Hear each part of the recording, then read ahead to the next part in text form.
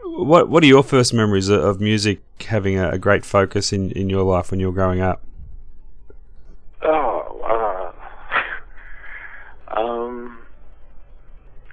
I don't know. I think it's sort of one of the first things that I can remember really liking. I mean, I don't even remember exactly what it was. I just kind of just liked music, you know. Whatever was on the radio at the time, I suppose. Going back to the early days, pre the Saints, when you were playing as Kid Galahad and the Eternals, if we were to go to a Kid Galahad gig in those days, how much would it resemble what the Saints became?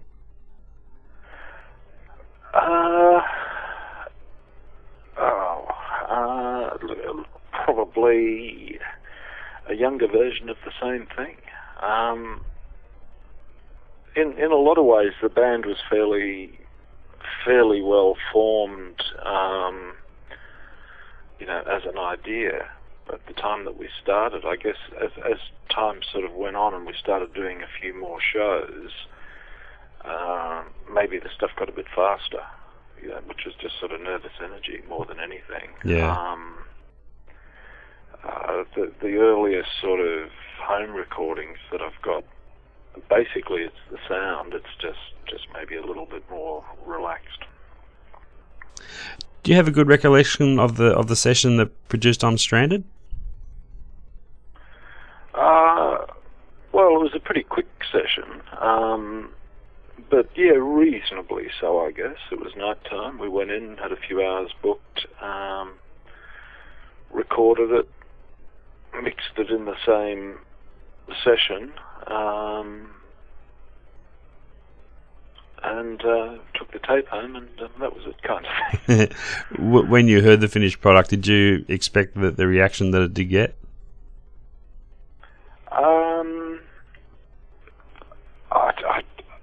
I'm not really sure what kind of a response I expected. I was really excited, you know, that we did it.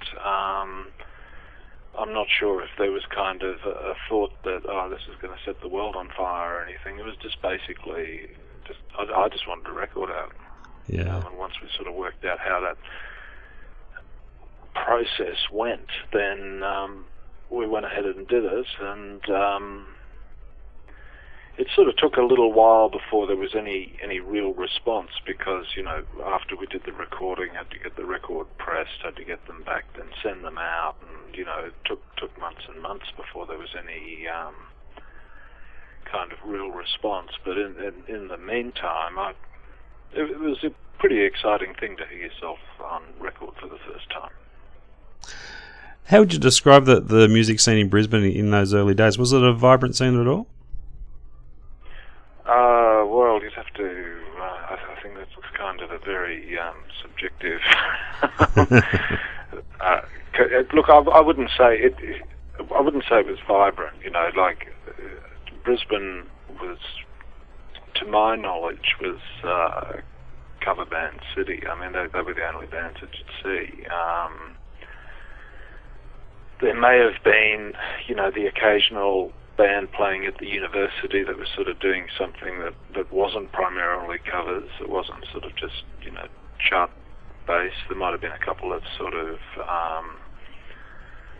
bands that were trying to do some kind of, I'm sort of trying to remember what they called it at the time, you know, head music, prog, you know, that kind of stuff. But I don't remember any of them being all that good. And, you know, that comes from someone that actually sort of quite likes, you know, early King Crimson and that sort of stuff. So I didn't think that there was anything that was sort of, that actually was worth supporting. And most of the bands that were playing a lot were basically just doing whatever was on the charts kind of thing. So as far as a vibrant scene, I think there was absolutely nothing. You know, it was terrible. Talk about the Laughing Clowns. It's been described as many things over the years. When you were into that band, did you have a specific blueprint in mind of the sound you were looking for with that, or was that something that just evolved?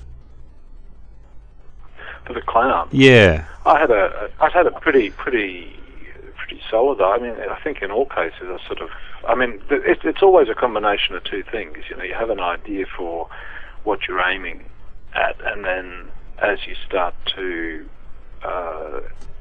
sort of work towards achieving that, things might sort of, you know, change a little bit here. You kind of hear where things don't work and, you know, hopefully correct them and that sort of stuff. I mean, much the same way that the Saints process went, you know.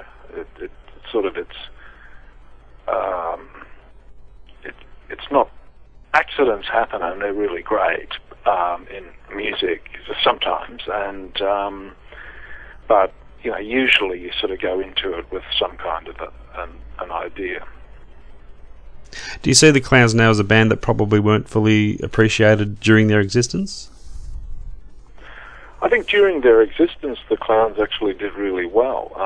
You know, you got to remember we were a completely sort of independent band at a time when that was still sort of a bit on the unusual side, and also as far as what we were doing musically, we were sort of pretty much in our own territory.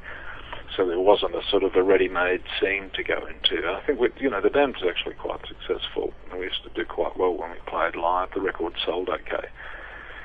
It was sort of after that when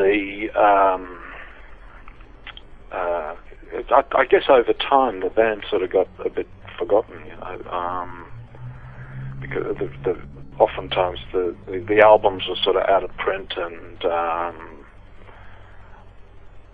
I was sort of busy doing my own stuff after that, and you know, I don't think there was anybody sort of actively promoting the Clowns. Do you get a little restless if you focus on one particular project for too long? Well, I get restless if I don't focus on anything. Yeah. But I'm not sure if it, you know, focusing on one thing makes me restless. I sometimes sort of get to a point with something that I'm doing where I sort of think that I've taken it as far as I can at that particular time. You know, you sort of run the risk of repeating yourself too much, and I've always sort of tried to avoid that a little bit. But, you know, I also, you know, having said that and having done that throughout my entire musical career, I also kind of see the advantage of really sticking with something. It's just something that I have a problem with. Yeah. So you're always mindful of keeping a good balance between moving forward, but also musically not neglecting the past. Well, I'm not sure. You know, how good I am at not neglecting the past. I think it has to feel right for me to sort of go back to it. I mean, you learn a lot from what you've done in the past, and so it's good to reference it. But, you know, ultimately, I think you want to sort of keep sort of moving on in some way. One thing you've always had a good knack of doing over the years is reworking old material. Is that one way for you, just to keep it all fresh, to keep the songs, I guess, fun to play with in live situations? Yeah, I think it's really necessary because, you know, you put together a different lineup of musicians, and you're sort of working on something new, and then, you know, comes the time for a tour, and you might have, you know, 30 minutes of new material, so you've got to pad the set out with all this old stuff, and it sort of makes sense to me to kind of approach it in a way that is, you know, more consistent with whatever is sort of going on new, rather than necessarily sort of sticking with the original recording of something, which, you know, sometimes can kind of feel like it didn't really sort of nail it. Sometimes it just sort of doesn't sound like the way that I'd want to play that song these days, you know. So I guess I sort of take liberties with them, you know. I approach them almost as if they're sort of other people's songs, you know, like I'm doing covers, and just sort of redo them in a lot of ways. Moving around in playing different styles as you have over the years, I guess can test the loyalty of some of your supporters too. Has it lost you some fans over the years, do you think? People not willing to follow you with your style changes? I think you inevitably you lose people as time goes on, and hopefully you gain people to make up for it, sort of thing.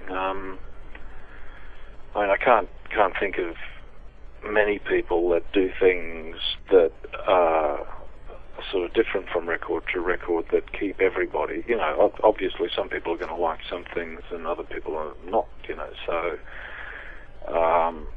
it's a risk you take, but. The alternative is to sort of just keep doing the same stuff, and I guess, as I said earlier, sometimes I have a bit of trouble doing that. The 90s were an incredibly prolific period for you, and a lot of people, I guess, would have had a hard time keeping up with you with the multitude of releases you put out in that period. You have since then, though, released some compilations and reissues. Have these helped perhaps give people the opportunity to catch up on the flood of material they may have missed during that period? Oh, I hope so. Was that the reason for putting them out?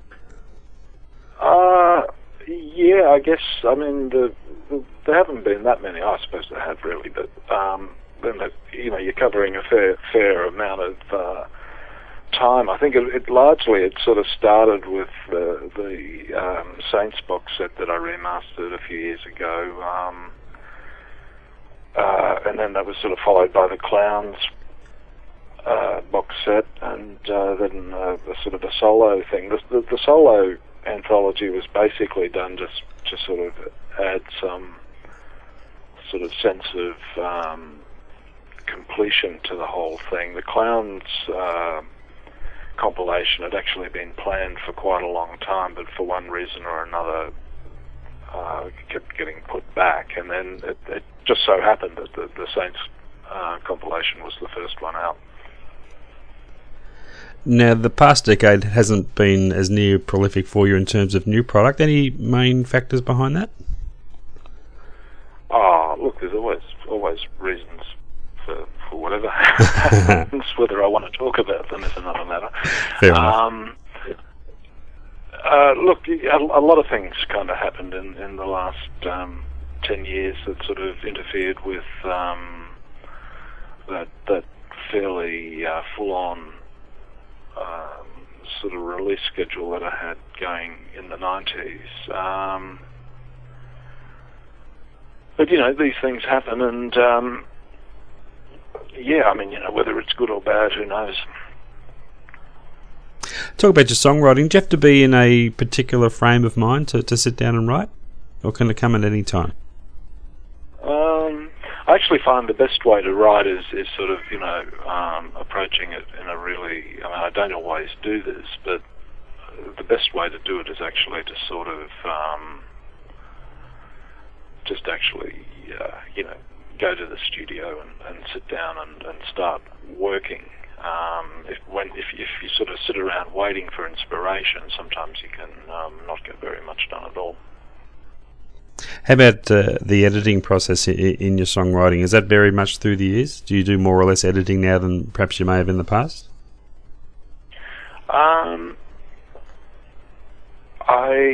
I think I've always sort of exercised some. I mean, you always sort of edit when you're writing. So I don't know if anything's really changed there. One thing you have involved yourself in recent times is scoring music for films and documentaries. Has that been a long time ambition of yours to work in that area? I've always had interest in it. I mean, it's not a particularly sort of easy area to get into, and I'm always happy to sort of look at doing more of that. I think I've sort of been interested in that since, I mean, nobody ever approached me during the Clowns times to do it, but had they, I would have been interested in doing it. How did it challenge you in terms of writing for a specific purpose like that in difference to writing your own material? It can actually help to sort of be focused. I'm not really sure if I can articulate what the differences are. I guess there's sort of sometimes you have to be very specific in terms of timing and stuff like that, but apart from that, it's much the same. Now, your most recent album, Jean Lee and the Yellow Dog, has quite a story behind it. It's based on the last woman hanged in Australia. The biography must have had quite an effect on you to inspire an album's worth of material. Yeah, well, largely because, I guess initially I was just surprised that I'd never heard the story. You know, it seemed to be one of those parts of Australian history that had sort of just been covered up. I guess it was sort of nothing that anybody wanted to make a big deal out of, and I was just really surprised. I guess that you know, everyone sort of heard about Ronald Ryan, you know, as the last man hanged in Australia, but, you know, Jean Lee was only hanged about, 12 or 14 years earlier, and it was kind of a bit shocking in a way, you know, so, and then I read a little bit about it. There wasn't very much available, just this bio that I bought in some discounted bookshop, and I just thought the story was really, really fascinating, and I thought it would actually translate really well into some kind of musical piece. It was originally meant to be an opera of some sort, wasn't it? Or yeah, well, that's still the idea. It's just that, you know, doing an opera kind of takes forever to kind of get off the ground, and so I thought a good way of starting it would be actually just approaching it as an album. You also included a Grant Mclennan cover on the album. Obviously, you felt it was a song that sat nicely alongside the others and was a good fit to the theme of the set. Yeah, it wasn't originally going to be part of it.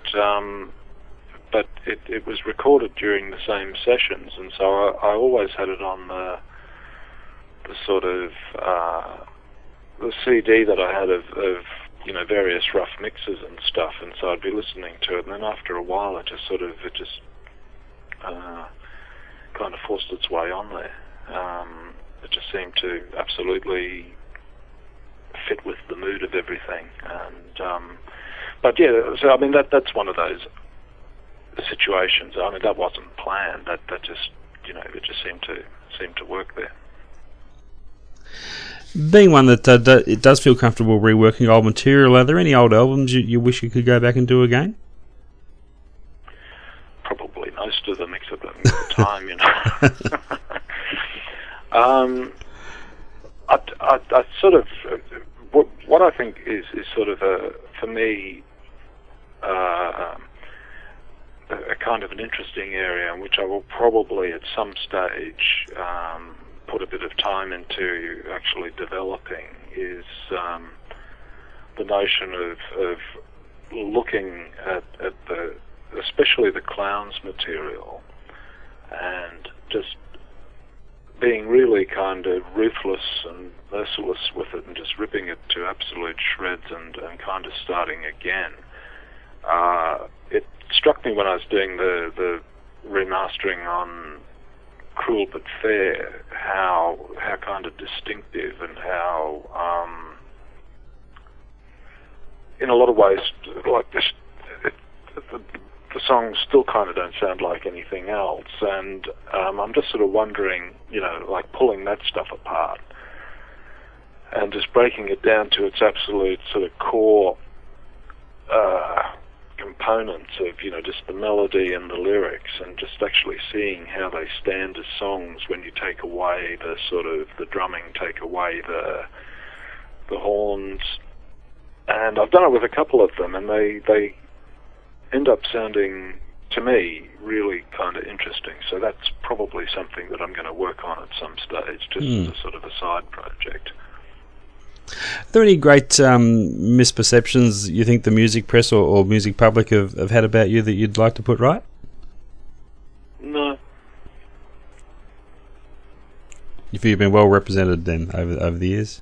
Oh, I don't know if they've been well, if I've been well represented, but I can't be bothered trying to put it right, sort of thing. It's you know, people draw their own conclusions, kind of thing. And if I was going to sort of, you know, take the trouble of calling up everybody that has a sort of an appraisal of mine that conflicts with my probably more sort of rose-tinted version, I would be not doing very much apart from that act. And I think, you know, you just to some extent you just sort of you sort of just flow with that sort of stuff. Now you'll be down with us in August in Melbourne, bringing the Kowalski Collective with you, and there's a new live CD, I believe, going to be coming out around that time.